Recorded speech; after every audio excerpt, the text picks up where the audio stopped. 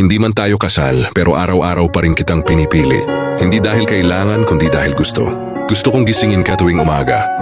Kahit pagod, kahit minsan hindi tayo nagkakaintindihan. Hindi man tayo kasal pero sabay nating hinarap lahat.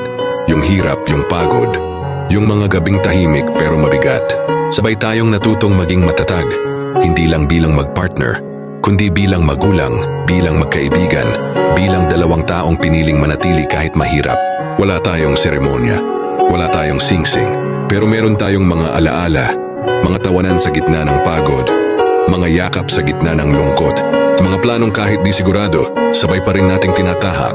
Hindi man tayo kasal pero ikaw ang tahanan ko, yung braso mo, yung pahinga ko, yung boses mo, yung ginhawa sa magulong mundo. Ay alam mo mahal, hindi ko kailangan ng papeles para patunayan kung gaano kita kamahal. Kasi ramdam ko, sa bawat araw na magkasama tayo, doon pa lang, kasal na tayo sa puso ng isa't isa. Hindi man tayo kasal pero buo tayo. Hindi man tayo kasal pero ikaw ang pinili kong habang buhay. Hindi man tayo kasal, pero sa bawat araw na lumilipas, pinapatunayan nating mas matibay pa. Minsan ang relasyon na pinanday ng hirap, kesa sa relasyong ginastusan ng marangyang kasal.